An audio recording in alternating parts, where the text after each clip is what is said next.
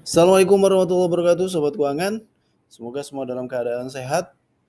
Pada kesempatan kali ini, saya Heri Bambang Santoso, Guru Produktif Akuntansi SMK Negeri Balikpapan, akan membahas jurnal penyesuaian PT Jaya Tama paket 2 soal UKK, kompetensi kalian akuntansi dan keuangan lembaga.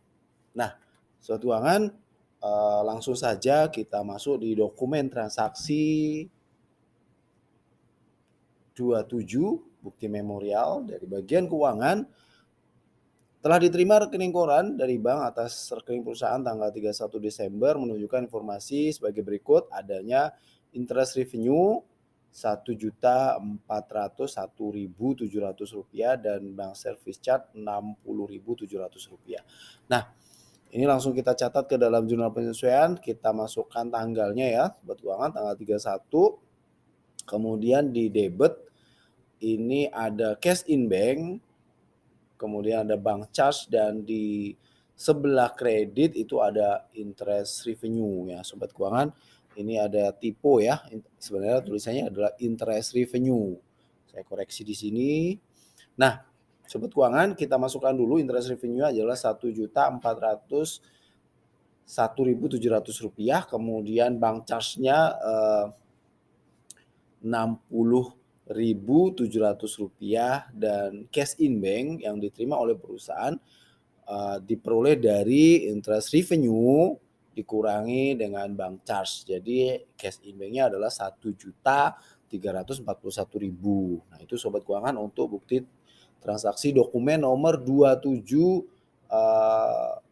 untuk penyesuaian pertama.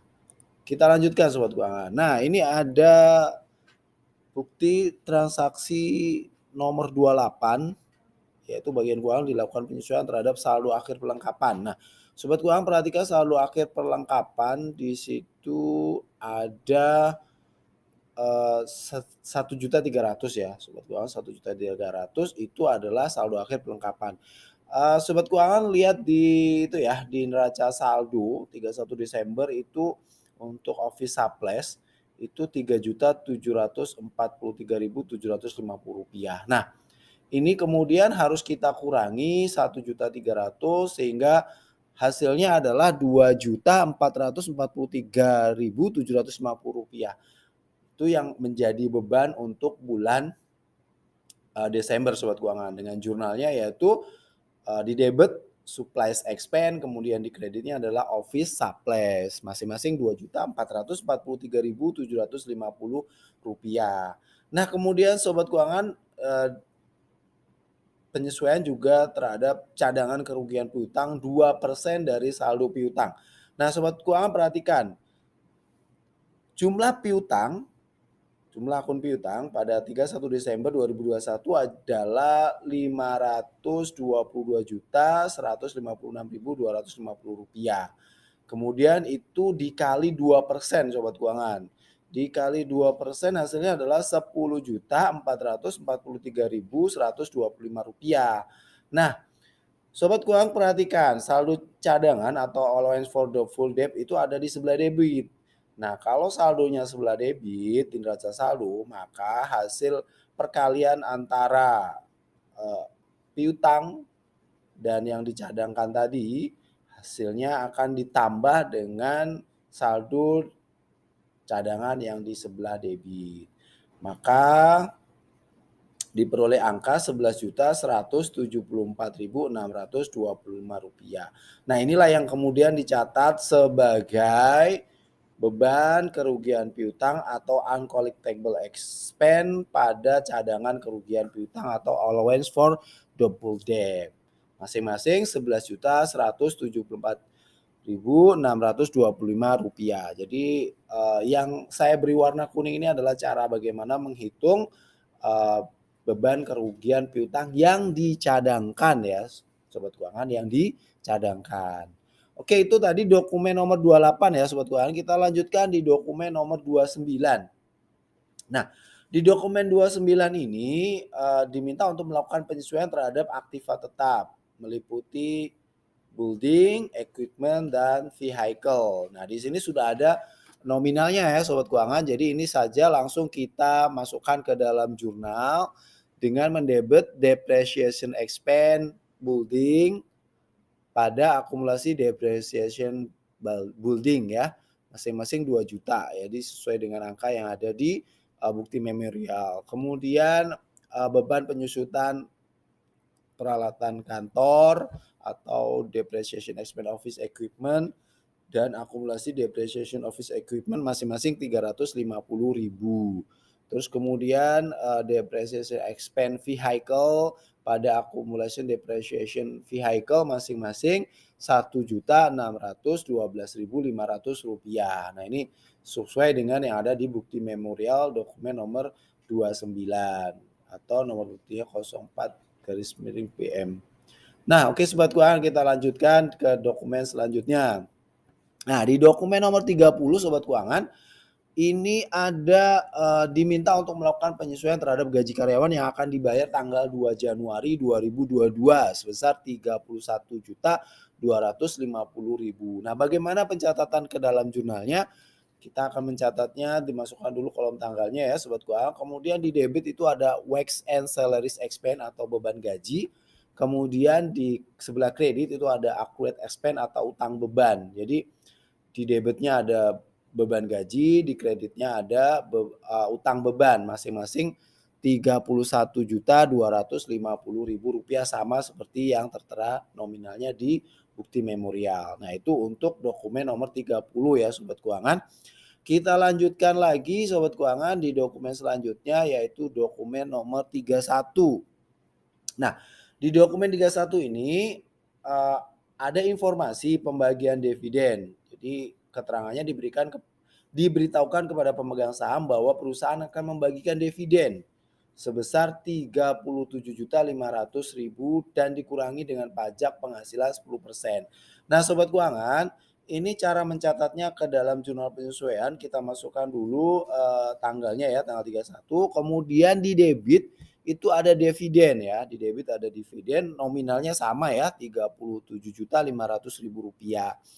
Karena ini sifatnya baru pemberitahuan ya, jadi dividennya belum dibagi nih. Jadi maka akun di sebelah kreditnya adalah dividen payable dan income tax payable. Income tax payable-nya diperoleh dari mana? 10% dari dividen yang akan dibagikan. Maka 10%-nya adalah 3.750.000. 10% dikali 37.500 ya sobat keuangan. Nah, kemudian menjadi dividen payable atau utang dividennya adalah selisihnya.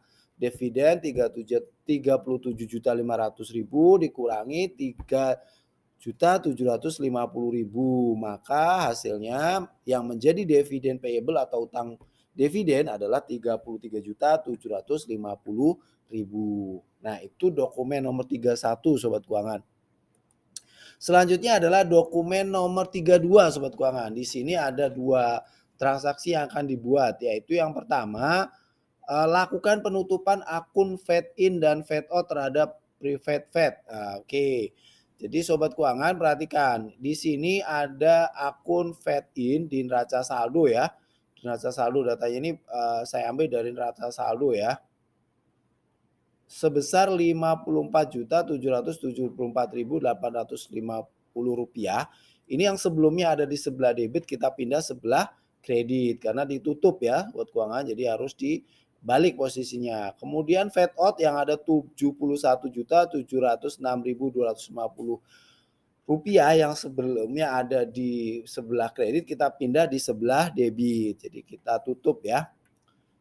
Kemudian selisihnya itu adalah prepaid fed ya sobat keuangan sebesar Rp16.931.400. Nah, itu cara menutupnya adalah membalik. Jadi sebelumnya ada di debit jadi sebelah kredit jadi ada sebelah debit. Selisihnya kita ambilkan dari akun prepaid fed yang sebelumnya ada di sebelah debit di neraca saldo, maka posisinya akan ada di sebelah kredit karena mengurangi dari prepaid fed itu. Nah, sobat keuangan, ini yang terakhir ya, dokumennya masih tetap dokumen nomor 32. Kemudian diminta untuk menghitung PPh perusahaan tahun 2021 dan perhitungkan prepaid income tax dan income tax payable ya, sobat keuangan. Nah, sobat keuangan, untuk mengetahui berapa besarnya income tax payable atau income tax expense-nya, maka kita harus menghitung dulu ya Sobat Keuangan. Datanya kita peroleh dari neraca lajur ya Sobat Keuangan. Neraca lajur sudah tersusun, itu akan ketemu profit before tax ya. Laba sebelum pajak. Nah, laba sebelum pajak ini disebut dengan laba komersil. Nah, laba komersil ini akan kita lakukan koreksi fiskal terlebih dahulu. Ada koreksi fiskal positif dan ada koreksi fiskal negatif. Nah, yang masuk di koreksi fiskal positif, perhatikan Sobat Keuangan, terkait dengan uncollectible expense ya. Jadi hasil perhitungan tadi, beban kerugian piutang yang kita cadangkan adalah Rp11.174.625. Sementara tahun berjalan itu ada penghapusan piutang untuk salah satu debitur itu sebesar 7.700.000. Nah, inilah yang kemudian kita kurangi ya sebagai koreksi fiskal positif, jadi menambah laba komersil. Kemudian koreksi fiskal negatif itu ada interest revenue dan other revenue. Pak, kenapa sih interest revenue dan other revenue ini masuk ke koreksi fiskal negatif? Karena sifatnya interest revenue dan other revenue itu biasanya diterima perusahaan sudah final, sudah dipotong pajak ya, jadi sudah bersih. Kemudian dari hasil tadi laba komersil ditambah dengan koreksi fiskal positif dikurangi dengan koreksi fiskal negatif, maka ketemulah PKP atau penghasilan kena pajak. Berapa PKP-nya? Yaitu 1.516.000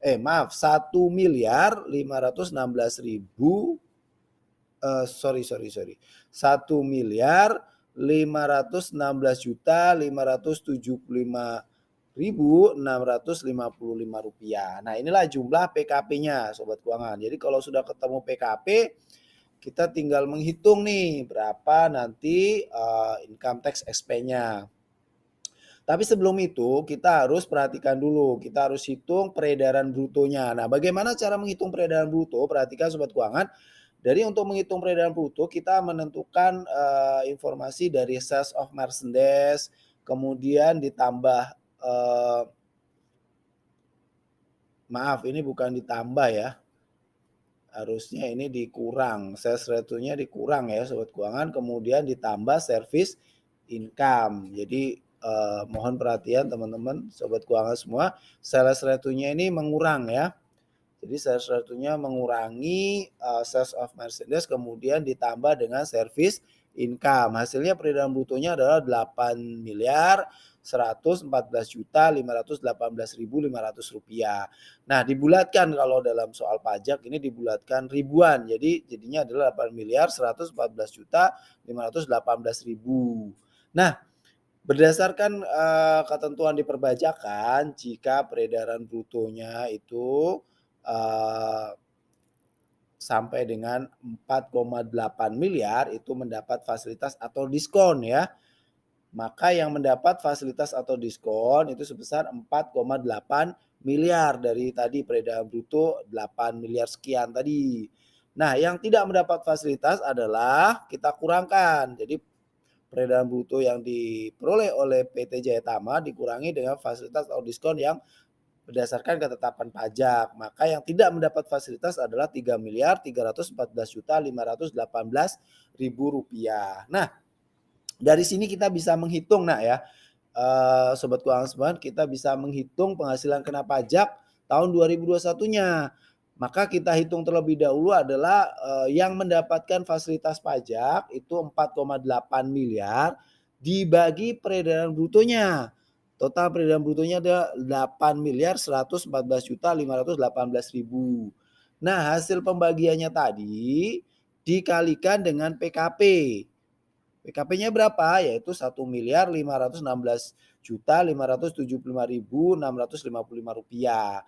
Kemudian dikalikan dengan tarif pajak tahun 2021 sebesar 22%. Kemudian dikalikan dengan potongan atau fasilitas tadi ya.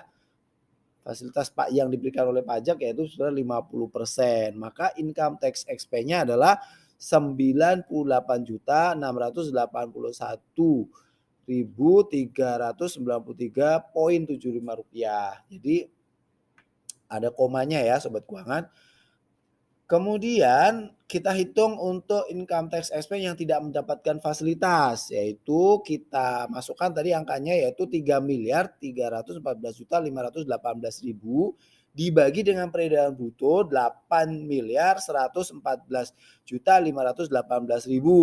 Hasil pembagian tadi kita kalikan dengan PKP atau penghasilan kena pajak, yaitu 1.516.675.655 rupiah. Nah, karena tidak mendapatkan fasilitas atau tidak mendapatkan potongan, maka langsung dikalikan dengan 22% tarif pajak tahun 2021. Maka hasilnya adalah 136.283.856,60 rupiah. Jadi total yang mendapat fasilitas dengan yang tidak mendapat fasilitas itu dijumlahkan, hasilnya yaitu 234.965.250,35. Nah, inilah yang dicatat di dalam jurnal penusian sobat keuangan. Ini yang dicatat di jurnal penyesuaian dengan mendebit akun income tax expense dan mengkredit income tax payable. Kenapa kita tidak memasukkan prepaid tax? Karena tidak ada akun prepaid tax ya di neraca saldo sobat keuangan. Maka setelah selesai dari dokumen 27 sampai 32 sudah kita catat semua di dalam jurnal penyesuaian, maka kita total masing-masing di debit dan di kredit untuk melihat keseimbangan atau titik balance-nya. Jadi sudah balance ya, di debit itu totalnya ada 394.404.075,35 rupiah. Begitupun yang di sebelah kredit. Nah, itu sobat keuangan pembahasan tentang bagaimana mencatat jurnal penyesuaian untuk PT Jaya Tama paket 2 soal UKK kompetensi keahlian akuntansi dan keuangan lembaga tahun 2022. Semoga video ini bermanfaat khususnya buat anak-anak Bapak, anak-anak saya di SMK Negeri 2 Balikpapan. Sekian dari saya, kurang lebihnya mohon maaf. Assalamualaikum warahmatullahi wabarakatuh. Sampai ketemu di video-video pembelajaran akuntansi selanjutnya.